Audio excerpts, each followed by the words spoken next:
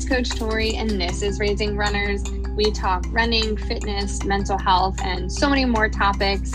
As the founder of a youth running program, I approach all of our conversations with our youth athletes in mind and kind of have a focus around those things.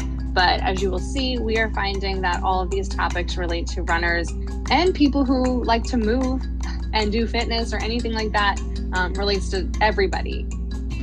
Check it out.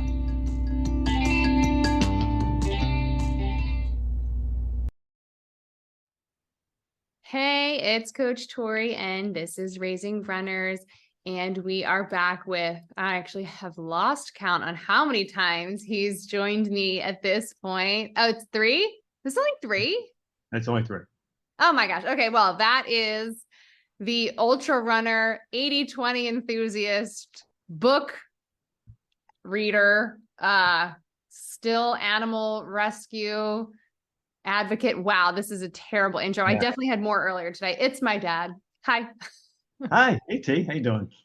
I'm good. How are you? Good. I got to say Tori, too, because T, you already have Coach T on, and she's also been on 3 times. So I'm only trying to play catch up with her.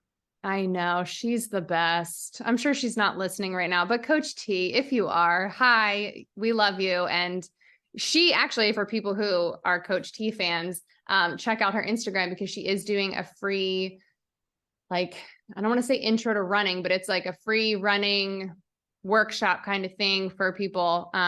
So definitely check that out for anybody who either knows Coach T, likes the Coach T episodes, or just wants to get more running info. Good plug. Yeah, no, she's awesome. Yeah, I actually just listened to her again the other day. I was in my car and it sort of looped back in. I'm like, oh, this is great. I'd sort of forgotten some of the stuff she talked about.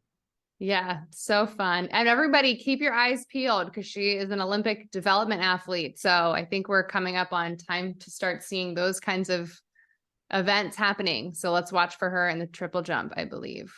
Okay. Yep. Triple jump. That's what I recall saying.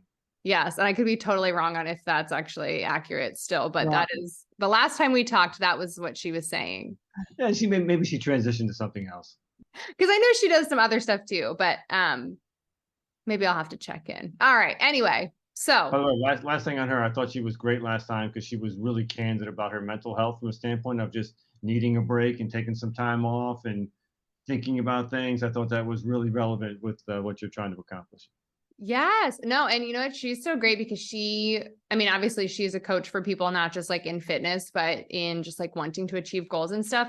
And she really does seem to live by like all of those things of like, she has to take care of herself first. And like anytime you communicate with her, like sometimes she does take a little bit longer to get back to you, but it's always like, I needed a break from, my social media, or I needed a break from emails and I had to do this. And so no, she really does live by all the things she preaches. So yeah, that's super great. Yeah. All right. Well, welcome back, everybody, after we've now rambled. So today we're going to continue our book review series, our book club. I still haven't come up with like a cute name for it, but we are going to be reviewing some books that are focused on ultra marathons, because if you didn't know, I don't know how you wouldn't know, we ran an ultra recently, which we are going to talk about. But in our prior podcast about the books, we discussed Born to Run, which was one of the books we talked about, which was a great introduction to the world of ultra running. So this week, we are going to delve into the physical and mental aspect of long distance running, as well as how running has helped the authors recover from loss and despair. Seems pretty deep there. But first, I'm sure there's other things we're going to talk about. But we are going to do a brief update on training, and I wanted to do a little review or kind of like recap, because actually I feel like we haven't really talked too much about the race that we did, because it was like, okay, now we're exhausted, time to go home, drive safe. Yeah, you're covered, you can walk, that was kind of it, right? Yeah, when you pulled out, I stayed for like another 10 minutes because I was just sitting there thinking I got to get back out of the car. I got to pack up that cooler one last time, dump the ice out. So yeah, I was tired. I'm ready to go home at that point in time, definitely. Yeah. So what were your, I guess, like thoughts, how it went, like how was it for you? Because we also didn't get to, anyone who doesn't know, we did a 12-hour 2-person relay. And so like at one point, the whole time one of us was running. So we really weren't talking to each other at any points either for the whole 12 hours. Yeah, except for when you walk by and I'm like, "Hey, you want any," or ran by when I want any water, or like, "Nope, I'm set, I'm ready to go." I'm like, one more lap, okay." So yeah, that was just It a was quick very brief. exchange. Yeah, quick brief exchange, and that was about it. Like, "Okay, you can be ready in like another, 30 minutes." I'm like, "Okay, I'll be ready." Yeah, I thought it was great. I actually loved the event. I mean, it was a really small event, um, but I like the concept. I do think we should try one of these, maybe not in the really near future because we've got other things on our plates. But yeah, I loved it.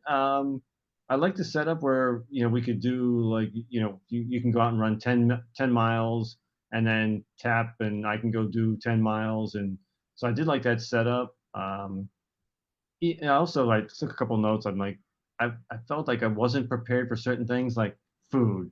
I thought I was all set with food because I brought like a loaf of bread, a jar of peanut butter and jelly, and I'm like, I'll just make sandwiches in between. I'll have all this extra time. But it was like, as soon as you finished, you're exhausted. You're trying to recover. The bathroom's like, a 10-minute walk away. You come back. I just didn't feel like making a sandwich at that point in time. So it's like, okay, I probably should have made the sandwiches in advance and just, had all of my meals sort of prepped ahead of time. That was the only thing I felt like was unprepared for. And it was hot. And that was Oh the other my thing God. that was my recollection too. It was like from the standpoint of like, if I remember this thing in 20 years, it'd be like, man, that day was hot. Yeah. Yeah, I got to that 10 miles, like the first 10 miles I did, I'm like, I could not have run at that point in time 10 more. There's no way. I was coming off the course like, I am so done right now. It is so hot and humid. I think it was humid too. It was just a really hot and humid day. It felt like you were swimming, not running. Yeah, no, the heat. I mean, that picture I took of us, so also anybody who runs for Team Run Run, check out the newsletter. There's a picture of us in it. But we are sweaty and you can see like sweat on our faces, on our shirt. And we didn't start yet. That was like the picture I took before we started, and like we're sweaty. And I was like, yeah, that really speaks to how nasty the weather was that Yeah. day. Yeah, and it was great. I mean, obviously, well, just to give everyone the results, right? So we ran almost 60 miles collectively. We were at it was 11 o'clock at night, and that was it was a noon to midnight run. So at 11 o'clock, I think I was up to go next, and I was trying to look for a reason to not finish up. So I talked to the sort of the race official. We had already had I think it must have been 7.5 to 10 mile lead at that point over the second place two-person team. So, obviously he said you guys have already won, and the second place team's like, yeah, we're not going to make that up. So we got awarded the official pair of socks, and what was it? As a Fan water club? bottle. Oh, okay, yeah, that's right, and a water bottle. So that was the prizes that we got for that. That was great. It was awesome. I had a great time. Yeah, no, I thought it was super, super fun. Um, yeah, You were I probably a lot, mean, you were probably a lot sore the next day. I mean, I've done a bunch of long runs, so for me, and I wasn't pushing this here. I was trying to keep my pace to be more like a casual long run. So I felt like I was okay the next day. Now you were a little bit different story because you haven't done those long runs like that. So yeah, so that's what's weird about it. So I do think I really like and I'm sure, any race you could run slow, right? I liked that like running slow was a good plan slash like the norm, right? Nobody was like running really fast. So like, that 10 to 11 mile, 10-minute mile range was super comfortable. Because that's usually what I run with the stroller. So like without the stroller, it feels like a pretty nice pace. So that I really liked, but yeah, like you said, I hadn't been training any long runs. It's like shame on me. I got what I deserved. So I think the weird part with all of that was cardiovascularly, I felt good. Like I felt like I could just, I was breathing easy the whole time. I felt like I could keep going. Even at the time, muscle wise, wasn't feeling any fatigue because again, like it was slow, but then like yeah, after that first 7.5 almost, yeah, hips started to hurt. And then that next, I think I ran 10 the next time. And then that was like, yep, hip, knees, IT bands, inflamed, everything's falling apart. And so the rest was kind of just like downhill from there. But I was like, also at this point, damage has been done with like the overuse, undertrained ligaments there, which I expected that to happen. So yeah, so definitely was hurting during, because that was kind of what I thought.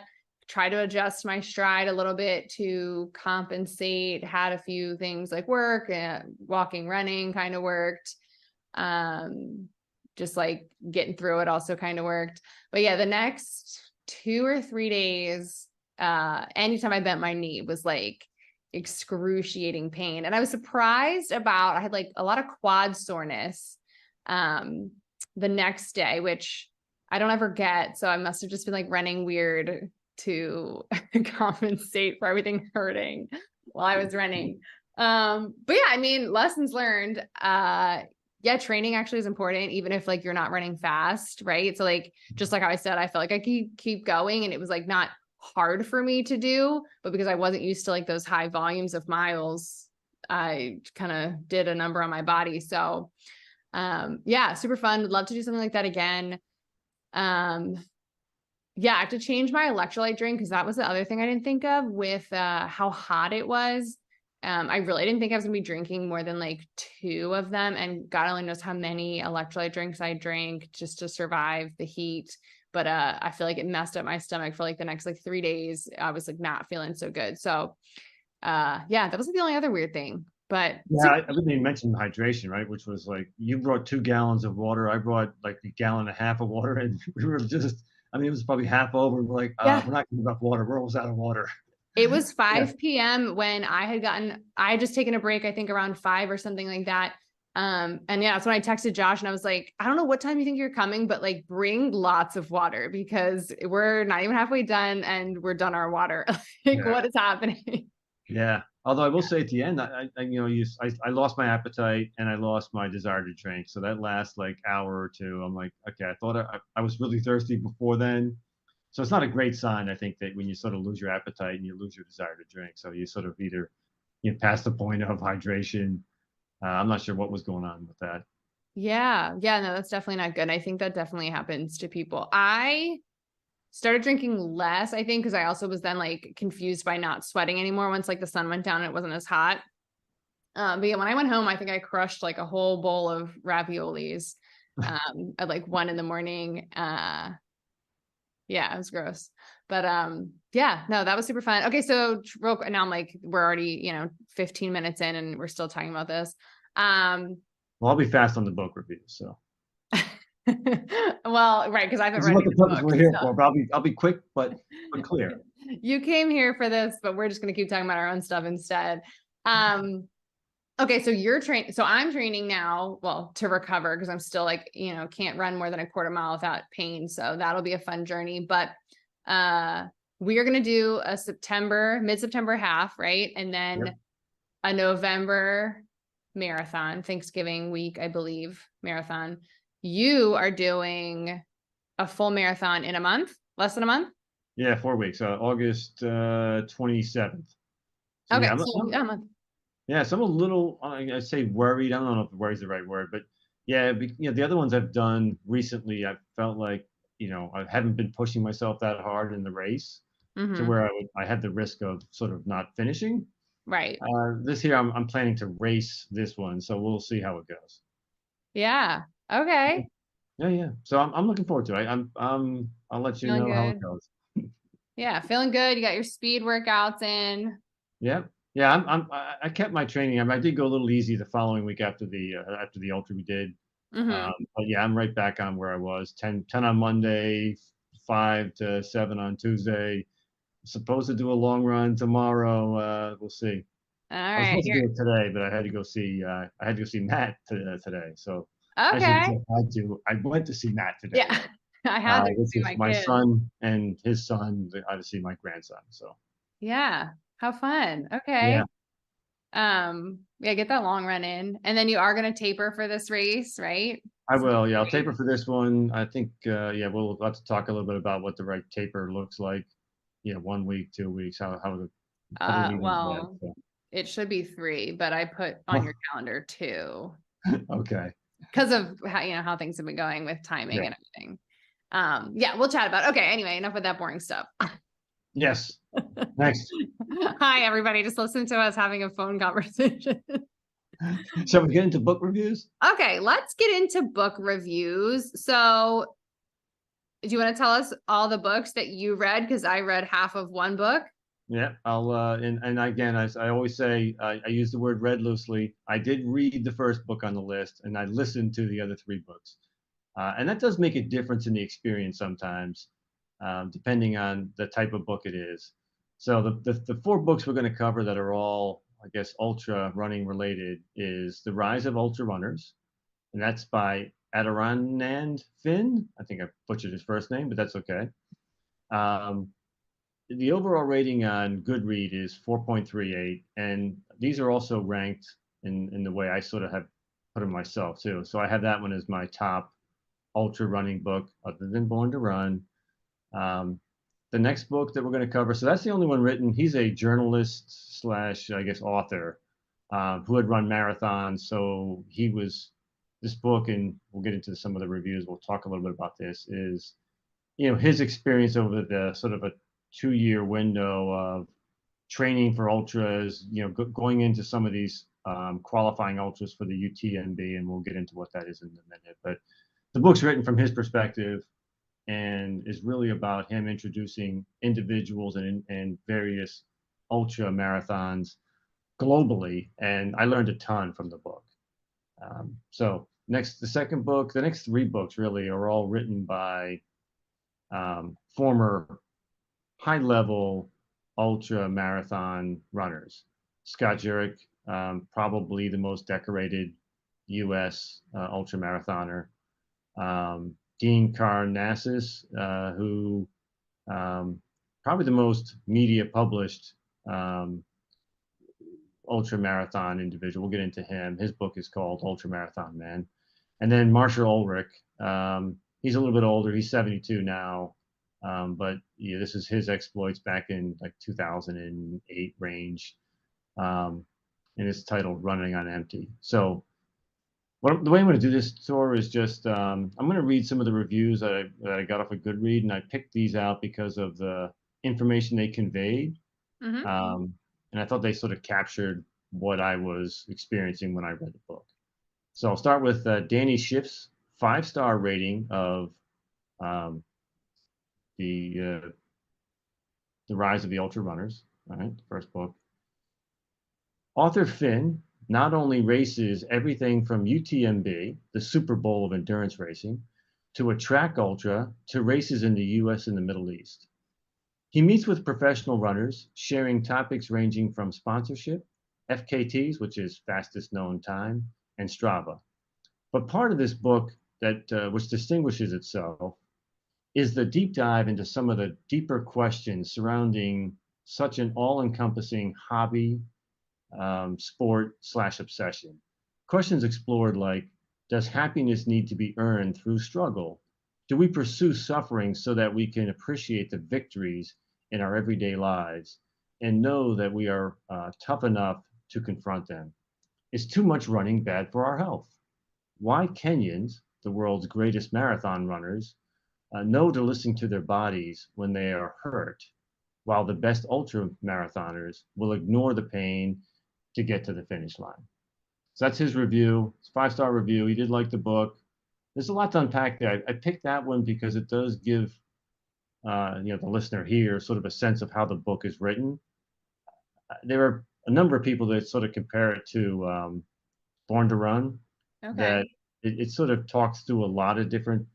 It goes into some deeper questions, but it's a story, and it's a true story about his experience in trying to get into the UTMB. And again, as I reference here, it's the Super Bowl of ultra running, right? So it's basically through France, Italy, and Switzerland, mountain ranges. So it is the most well-known, at least certainly in Europe.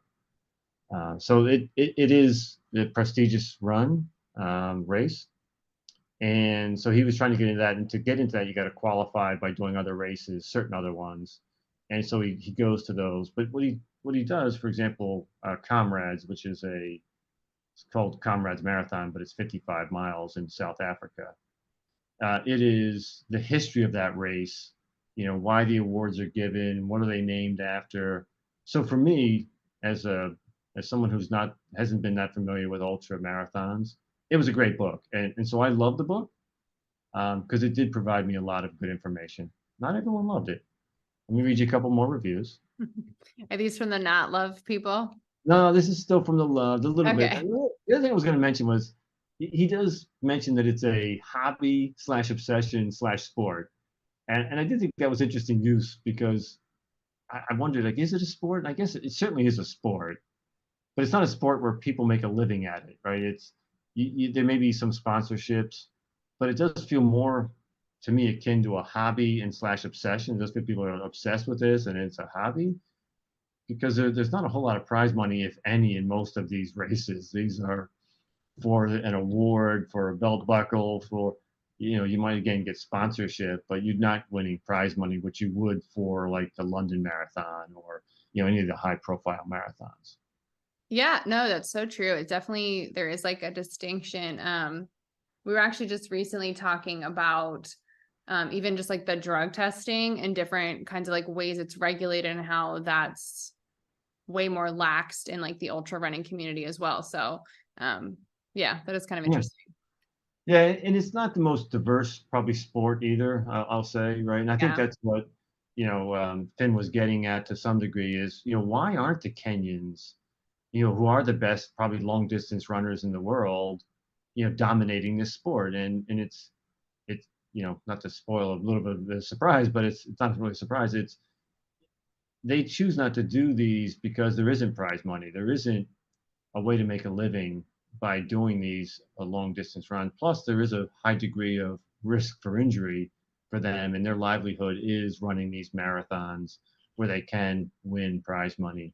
So that's more life changing to them than these ultra marathons. That seemed to be the side he was coming out on, but he did certainly explore it and try to get a few of the Kenyan runners to come and compete in some of the big events.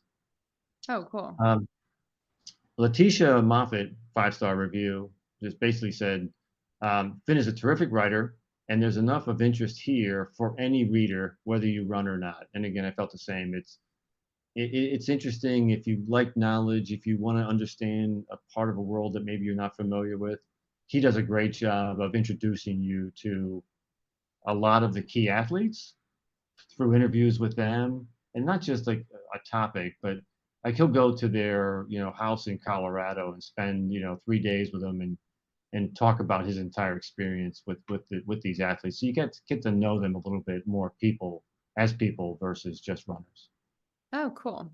All right. Louise Patterson, 5 stars. Maybe I only like this book because I recently got into ultra running, but I thought the book was excellent. My favorite running book to date, similar structure to Born to Run, in that it layered history of the sport with stories from stars, all while the author pursues personal endeavors. 10 out of 10 recommendation. Charlie gave it 1 star. Oh no, Charlie. Yeah, and actually, it's actually Sherry. Oh, geez. Just respect to Sherry. Get her name Yes, wrong. 1 star yeah. review. Maybe she doesn't want to be quoted on this one, but anyway, yawn. Oh, geez. I initially was excited to read this book about ultra running, but this is another middle-aged white guy writing race reports. Race reports can be helpful when you want to run a race, when you want to run a race well, when you first start doing ultras. I could see newbie runners and wannabe ultras finding this fascinating, but I couldn't finish this one. Yikes. Yeah, so that was a little bit of a dig. And then maybe I'm a newbie, maybe I'm a wannabe, maybe that's why I like the book so much. No, there must be a lot of us because it was rated 4.36 overall. So I'd say there's a lot in that camp. My Yeah, own personal review is I really like the book. I gave it 9 thumbs up. right. Well, Keeping my own thumbs rating. scale, I've converted that to 4.5 stars Okay. for this case here. It was not I was not familiar with ultra running, so it was a great introduction to the sport, to many of the big races and many of the top athletes. So, besides Scott Jurek, I hadn't really heard of too many of the more global ones, and he gave great introductions to them as well. So that's my Yeah. review of that one. So, by the way, since I said I read that one, hard copy, I know you just Oh, gave me Born to Run. I'm going to exchange this one now with you, so you can now read this one hard copy. okay. All right. Deal. Okay. What were some of the standout, besides Scott Jurek, you said, people he interviewed? Anybody like that stuck out? Certainly Jim Walmsley is one of the ones that's referenced. It's a lot of the people that are in the UTMB races that are in the top Mhm. versions of that. And by the way, so I don't know if I can remember all of their names because I was not familiar with them to start with. Um, but yeah, so he certainly interviewed him as one. But there were a lot of the top athletes that he talked to or talked about in the process. So it's good. I like it. All right, All cool. right. Let's go to, if you don't mind, if you're ready to, we'll go to Scott Jurek's book. His book is Eat and Run, My Unlikely Journey to Ultramarathon Greatness. All right. And again, the setup of that book, based on the title, is he's a vegan. Well, I'll read the review and you'll give a little bit of sense of how that all came about. But the book is about healthy eating and his running. So it's a little bit of his life story because those two things come together. So Safatra gave it five stars. Eat and Run is a memoir by the famous ultramarathoner Scott Jurek. It starts with his life growing up in Minnesota, with his meat and potatoes family, taking care of his siblings in the house with his father worked two shifts, and his mother was increasingly debilitated with MS. It follows him through high school and college, where he starts to discover his love for running and his love for plants and whole grains, and then dives into his adult life on how he won the first Western States 100 race, and as well as numerous others. I think he won Western States like 7 consecutive times. Weaved into the story are his personal vegan recipes, running tips, scientific factoids about nutrition, running, and health. He also provides small dose of history of various foods and running topics. Um, so again, she definitely liked the book. I think the things I took away from that and that are key in the book is, and maybe it's sort of a little bit of revisionist history, but it seems like there's a lot of individuals who have something in the past. His mother was struggling with MS, which ultimately took her life. I don't know whether when you end up becoming someone like Scott Jurek, do you end up looking back and does everyone have one of those types of events in their lives that they look back to and say that's one of the things that helped carry through? Obviously, I've lost my mother, my father, my sister. If I was a great ultra runner, would I? And I certainly during runs think about them. Maybe that's just part of the fuel that everyone takes from those types of things. I'm not sure, but yeah, that's one of the ones that was in the book that sort of came through is a big impact on his life. Marissa, 5-star review. After reading Born to Run, I always had a fascination with Scott Jurek, and I've wanted to read this for a while. It was a great read, and he is truly the man, all caps and exclamation points. So inspiring. I did think the book was inspiring. It, and I think we probably said it before, but Scott Jurek was the ultra runner who did go down to the Copper Canyons to with the Tahomara to race them as part of Born to Run. So he was a key part of that book. La Petite Américaine gave it 1 star. I'm Scott Jurek. I'm so great. I'm a vegan. I'm Scott Jurek. I'm so great. I'm a vegan. By the way, I've cut out the other 7 or 8 times that the person said that before they then got into, look, I like Scott Jurek. We all do. He's a great runner and he seems like a really nice guy, but you'll need the willpower of an ultra marathoner to get through this one. And getting to the last page will probably feel like crossing the finish line in a 100-mile ultra too. I just wanted to give people the contrary view. There were people who didn't like it. Um, I'll read you here's my review of the book, right? Okay. I thought Scott came off as likable and humble, which is hard to do when you've won that many races, to be perfectly honest. He is the best U.S. ultra runner that has, at this point in time, in our history. He is a vegan, and the book has a vegan recipe at the end of each chapter, and many of those sounded good to me as a meat eater. I did not think he was incredibly preachy about being a vegan, but he was a little. That seems to turn people off quickly, but not me. I gave it 8 thumbs up, which is 4 stars on this scale. So Woo! that's my review. Yeah, I mean, I really liked it. He does, as it said here, like seems like a really likable guy. He doesn't come off as arrogant, cocky, although the one person did say, I'm Scott Jurek, I'm great, I'm a vegan. I did find that the people who love the book and my review of the reviews, a lot of them reference vegan, and many of them were vegetarian or vegan. And some of the ones that gave the book a bad rating were really turned off by that concept too. So, I mean, I get it. I didn't feel like he was that preachy, but it is something he's passionate about. And so it comes across, it comes out.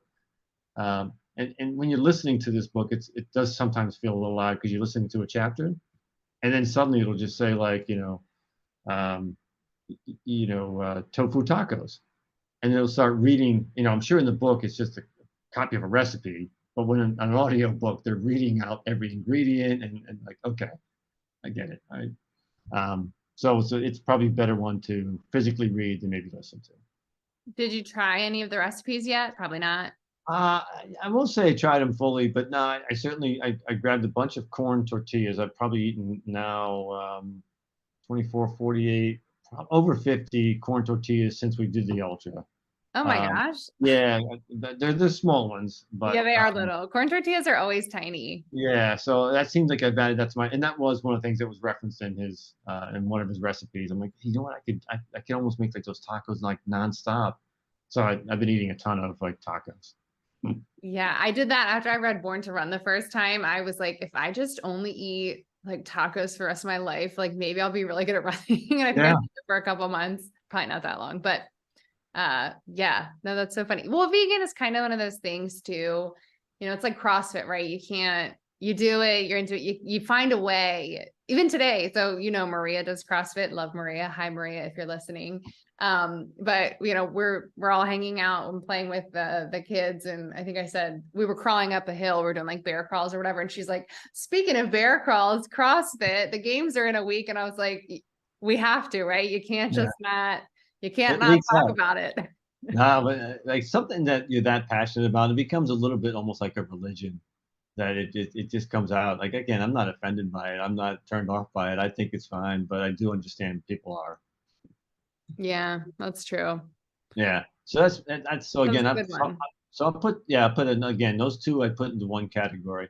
The next two, so for all of those people who think I don't dislike any books, you're Here about we to go. find two books I didn't like, and didn't like's a strong term. So the third book, The Ultramarathon Man, is Dean Karnazes. The overall good read rating was 4.01. And by the way, Scott Jurek's book was only 4.02. So uh, I just had completely different reactions to Dean's book versus Scott's. Um, I picked a number of 1-star reviews for Dean just because I didn't like the book. So here's Fuzzy Gertie's 1-star review. This book starts with Dean's early running years and then his rediscovery of distance running after his 30th birthday sparked middle-age crisis moment. The book also covers his first time at Western States endurance run, a 100-miler, a failed attempt at the Badwater 135, which he did later go on to win, a race expedition to the South Pole, and a solo run at the Relay, which is a 200-miler, usually run by teams. He's not the most decorated of ultra runners, but he is perhaps the most self-promoting. I can't dispute his accomplishments, but there's something about his self-aggrandizing tone that really rubs me the wrong way. That's a theme you're going to hear a number of times. Joey's 1-star rating. Geez, Karnazes, love yourself much? Ugh, this book was dripping with ego and vanity that I had to shower after each chapter.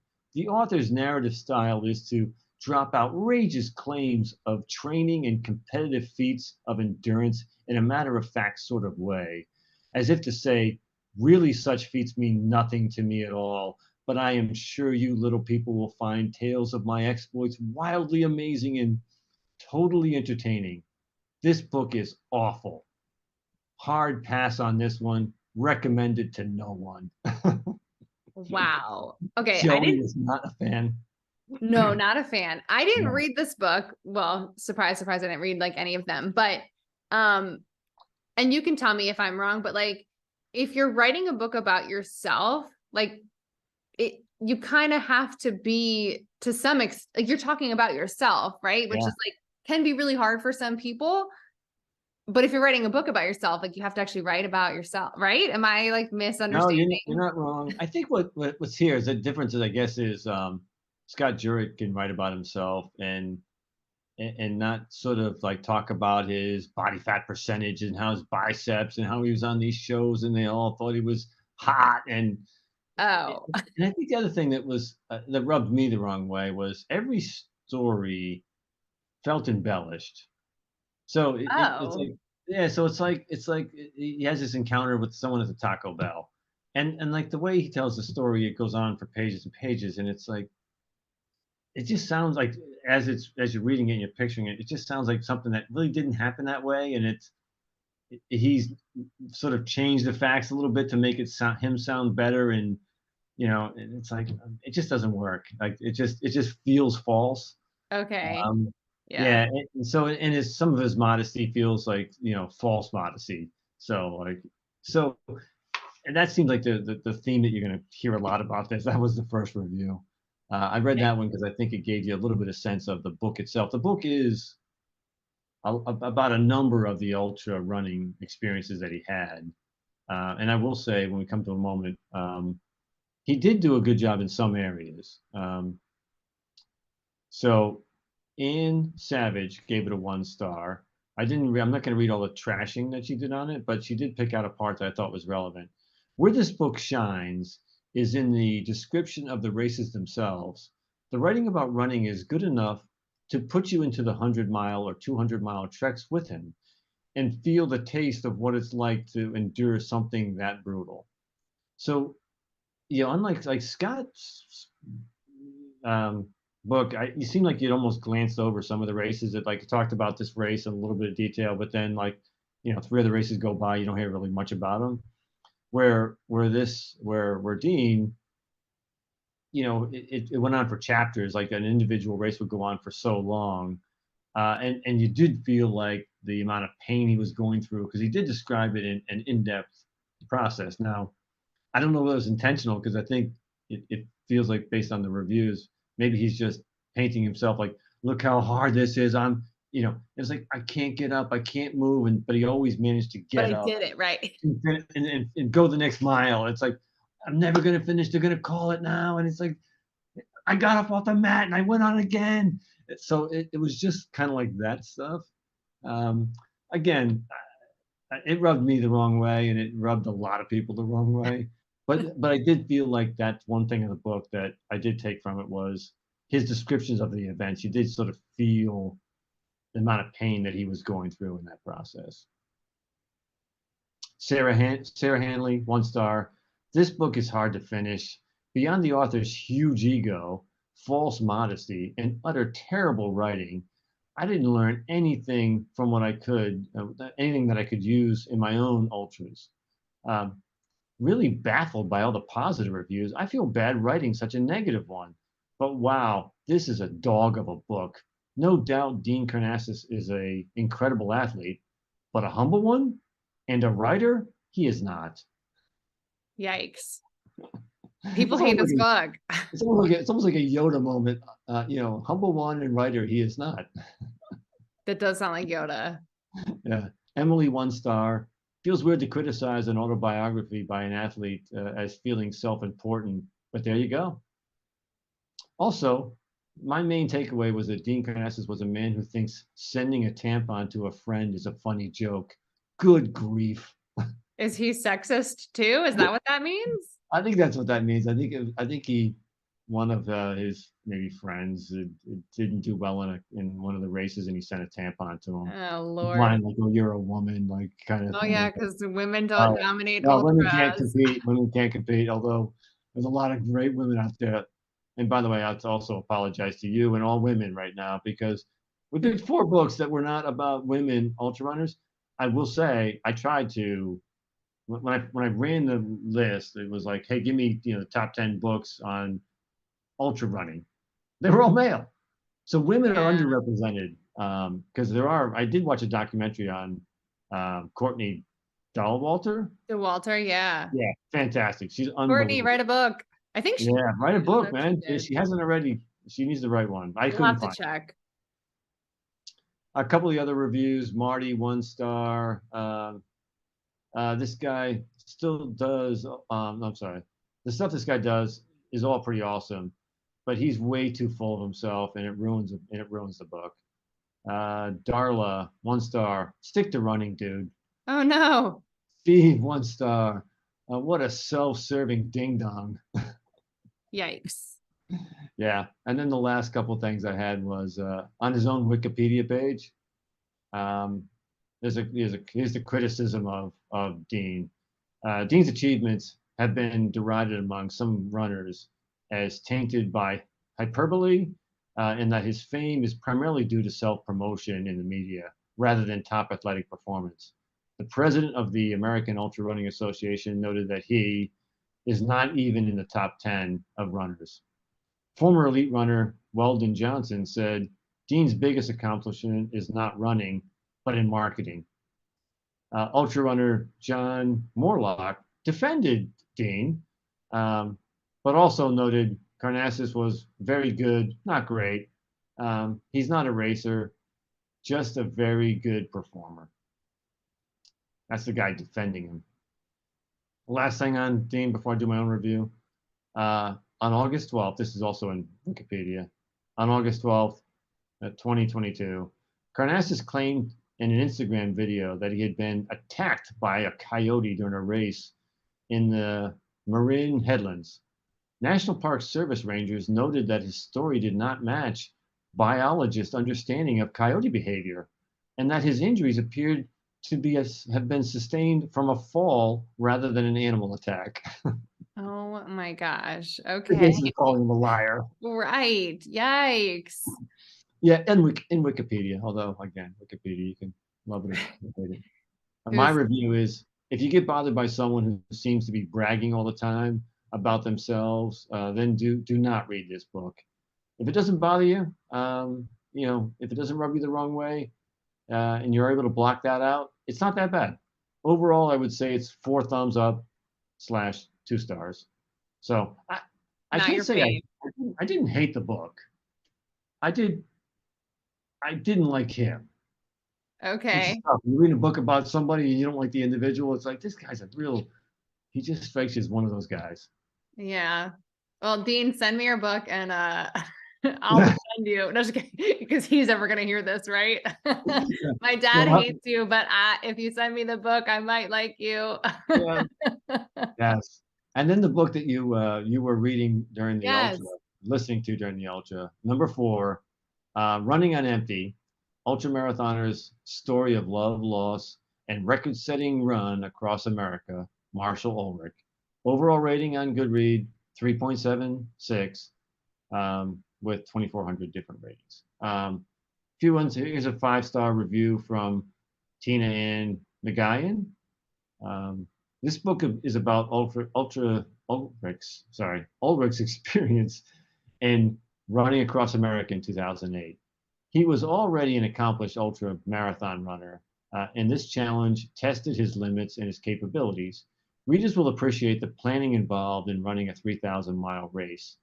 Ulrich also encountered his demons from his younger years and finds salvation in his personal life while on the road. So that's a positive review. No, there were people who, again, overall rating 3.76. There were a number of people who liked it. Certainly more liked it than didn't. Tim didn't fall into that category. Tim gave it 1 star. I feel a little bit like I was misled by this book. The cover looks very similar to Christopher McDougall's wonderful Born to Run book, with the same colors and the similar layout. McDougall's name is on the front because he wrote a foreword.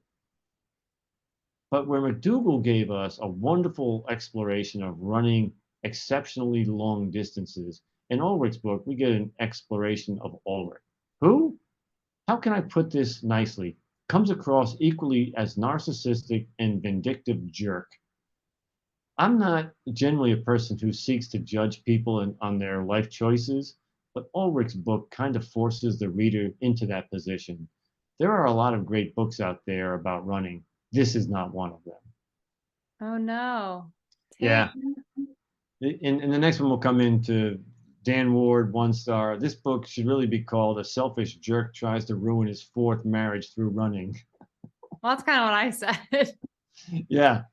And it says, I picked up this book because I loved to run, but was flabbergasted at how selfish and self-serving the author was.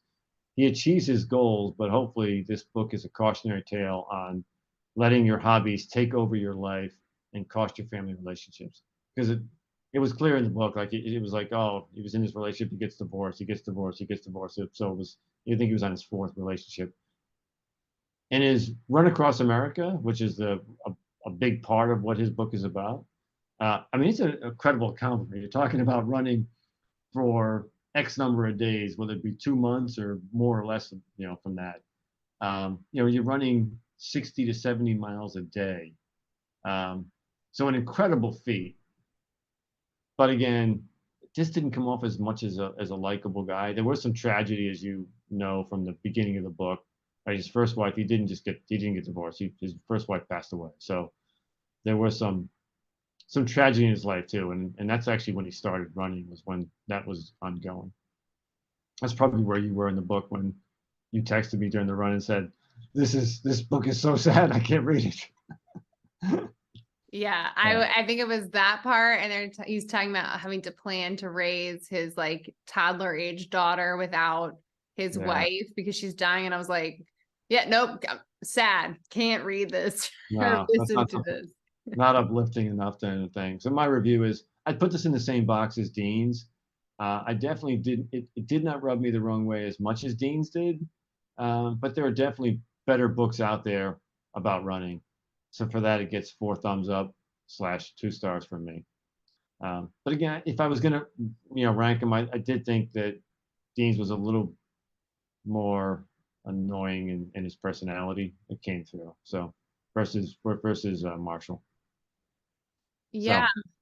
So Yeah, I probably didn't get far enough. I mean, I definitely felt the same way as some of these people where it's like, oh, this is just a book about how this guy ruined his life by running, which I just like don't love that narrative. But yeah, I mean, I also don't really, I don't know, I always give people the benefit of the doubt with like, I'm like, oh, what kind of trauma have they been through that's making them so annoying and self-important? I mean, yeah, yeah. so There's a lot to be learned from any book like that. I do think, like I said, I don't recommend them because I think there's better ones out there. But if you want to read about ultra running, these two guys, certainly Scott, clearly, but Dean and Marshall, again, both had something to contribute in reading their books. I think you would learn something. I think you would get something from it. Again, it's just probably there are other books out there about other subjects related to running that might be better. yeah. So of the four, which one resonated with you the most since we are kind of on our ultra kick right now? Yeah, I have to say Scott's. I mean, I can say that again, he's a much more likable character, maybe because I went into it liking him because of his record and what I knew a little bit about him. But yeah, certainly trying to increase my eating habits, right? So taking a little bit of sugar out of my diet. I'm not going vegan. I mean, that's way too extreme for me. But could I eat better than I do? Yeah. I mean, do I eat better than most people? Probably do, but Yeah. there's still a long way to go. I mean, there's a lot more you can do. So Yeah. yeah, he's probably had the most impact. The other two, again, incredible accomplishments. Like as far as like again, running 200 miles solo, which is what Dean did for one of those relays, and running across America for Marshall. When you're doing those long runs or a marathon, and you sort of sit back about how much it hurts, it's like, yeah, is it enough to make you stop? I mean, can you go on? You probably can. you probably, it goes back to the Goggins concept of most people tap out at 40% of their potential. And that's just your mind screaming to protect you because it doesn't want you to get anywhere near 100%. And it just stops you at 40%. So, just trying to work your way past those things is important. So yeah, I took some stuff like that from it. Yeah. Well, and then you kind of already brought this up too with talking about, I think with Scott's book of like, his mom with MS and helping raise his family because his dad had to work a lot. And that's been something we talked about in the last book review. And I even talked about that prior when I talked to Rachel Clark about addiction, but, people with some kind of tough past trauma growing up, those kinds of things. Can you talk a little bit about that in all the books? Because I know you brought up with Scott. Yeah.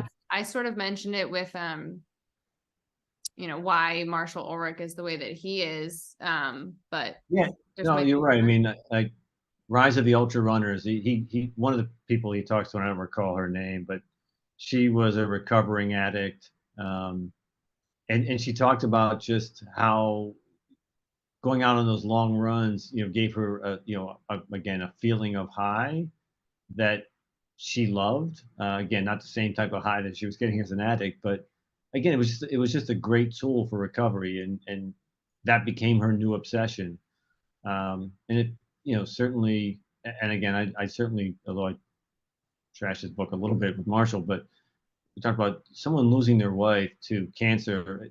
I mean, it's devastating. I don't know what people would do, and so he gets a pass, right? You get a little bit of a pass for, maybe not writing the best book ever, right? So, um, but yeah, but it did feel like, Marshall, one of the things that he was using running for was to deal and cope with, like, it started out with, I think, his high blood pressure, was to help with that. And it was the stress that he was going through. Um, so yeah, I do think, Scott seemed like he tapped into that for his loss of his mother. And it does seem like, as I said earlier, it seems like that's a bit of a theme that with a lot of these ultra runners is that they tap into something. You have to find something to tap into, maybe when you're just out there that many hours running. And it's usually tragedy that they gravitate to looking for for strength. Yeah, it's gonna be the dumbest comparison here, but I'm gonna do it anyway because it always pops into my head when we talk about this. Um, so I'm a Survivor fan, right? Love Survivor. Tyson, right, is one of my Yep. favorite Survivor people. I believe it was him, was talking, someone's asking him questions about Survivor and casting all these things, and talking about how everybody on the show, especially now, like seems to have like a why, right? They're on there, I'm on Survivor because my mom or because of my kids or because of this happened to me, all these things. They're like, is it just those kinds of people that are on the show? And I believe this was Tyson, it could have been somebody else, but was saying like anybody's going to have, something. So like they're going to ask you and everyone's going to have a why. It's just how you explain it. Is it turns into a story. It has a reason. It now has meaning, so it might not compare to someone else's tragedy, or it might not even be a tragedy, but like you have your reason, they're going to make it into a story. You're going to have this whole reason. So that kind of, I guess, probably discredits like Yeah. No. people's things, but it's just kind of interesting. It's like, yeah, if someone asks you why you do it, you're going to have a why. And these people all seem to have just like a very large story or big event or something, but Yeah. anybody It's might have a thing. no, it's a great question because, as you said that, I was thinking, yeah, which one happens first? Is it you become on long runs? You have a lot of time to think, right? If you're not a music listen to or a book listen to, if you're a person like myself, you have a lot of time on your hands and in your mind. And as I said, when you're in an uncomfortable place, you have to dig down for some strength. And maybe people just reach for that stuff. And maybe the running isn't the result of the tragedy. Maybe the tragedy is what they've gravitated to for the strength, but it's because they are running. So maybe it's the chicken versus the egg. I'm not sure which one happens first. I don't know that the tragedy caused them to be a great long distance runner, but it may be they're a great long distance runner, and therefore they gravitate back to something for strength. So yeah, it's an Yeah. interesting question. I'm going to butcher this research too, which I also reference this a lot, and I probably should actually read and remind myself exactly what it is. But another podcast, it might have been Trail Runner Nation, years ago, interviewed some, psychologist or researcher or something, but talking about the link between like mental health diagnoses and especially endurance runners. And, there's a high correlation of if you're a runner, you have some kind of diagnosis, right? So that's like the question of, does running cause mental illness or, Yeah. and it's like, I believe what they were finding was, and again, I apologize to everyone in the world that I'm getting this wrong or butchering the science here, but I believe they were just finding that like this type of person is more prone to having some kind of mental illness. Typically I think they were seeing like anxiety, OCD, ADHD types behaviors, maybe depression as well.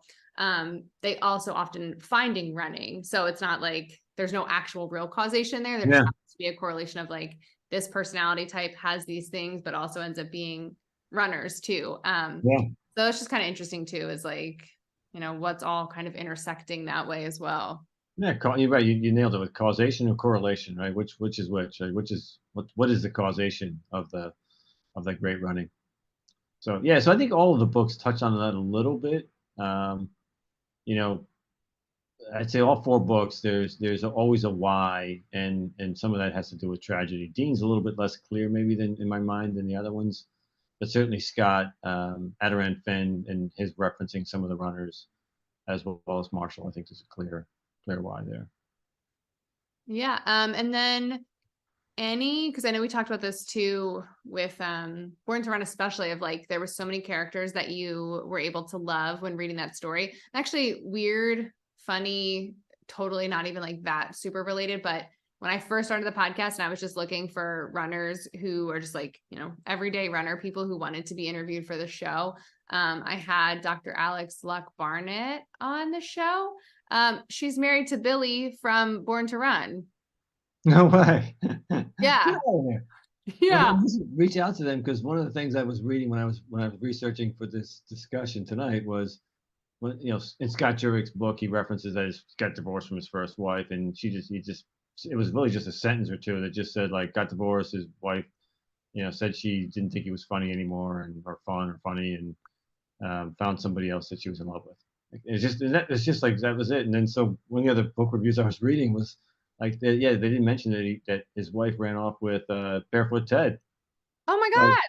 So I'm like, all right, is that real or not real? And it was a few places on the internet, but you got to. I was a little skeptical still, because once something's out there, it gets repeated on the internet multiple times. Yeah. But yeah, that's a little bit of a like too close to home. Like it's like, oh my God, that's crazy how Barefoot Ted, because they were friends, I guess, afterwards. That Scott and Barefoot Ted were friends afterwards. So I guess there was a that he was around the family a lot, and that's supposedly what happened. Oh my gosh. So you can now you can find out whether that's true or not. Yeah, I'll have to. I know. I just was thinking, I'm like, I didn't know to ask her that, but it's like, yeah, are you married to a famous ultra runner? Because no, but when you're reading Born to Run 2, you'll see she's in the book. Oh, is she? Okay. That's why I figured out. I was like, oh my gosh, I know her sort of. I interviewed her. Crazy. That's crazy. But yeah, actually I didn't even let you answer the question though. I just talked about it. And what was the question? Right. Interesting characters from any of these books. Oh, interesting. Yeah, sorry. Yeah, I would say that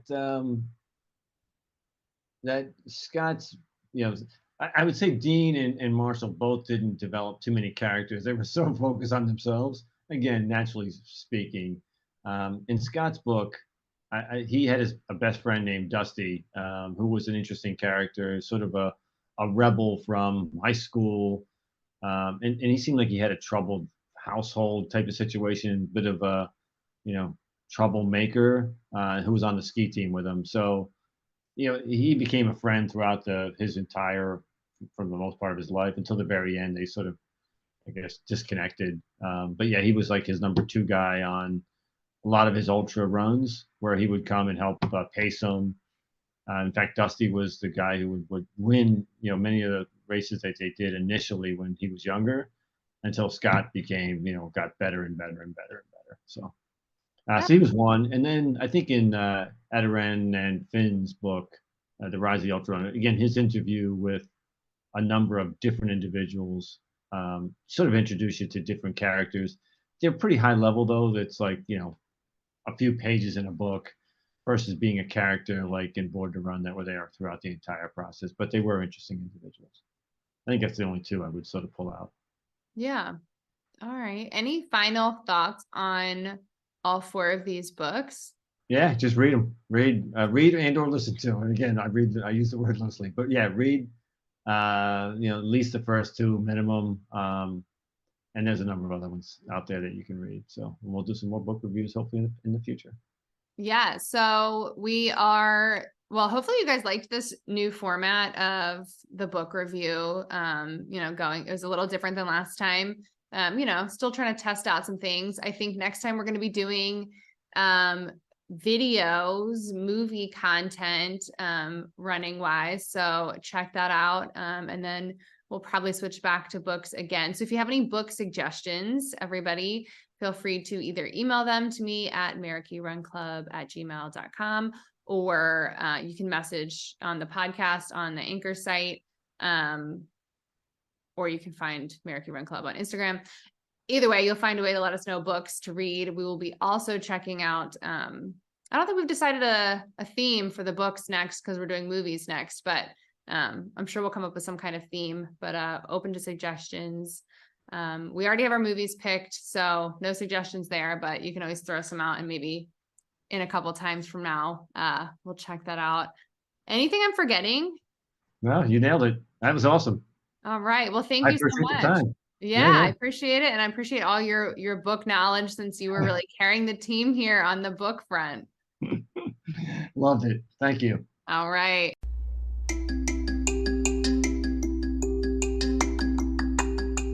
Thank you for tuning in. Make sure you rate, review, subscribe, all the things that you can do for a podcast that you enjoy listening to. Make sure you check out social media, our website, any of those things. If you have questions, comments, interview requests, feel free to email me at marykeyrunclub@gmail.com.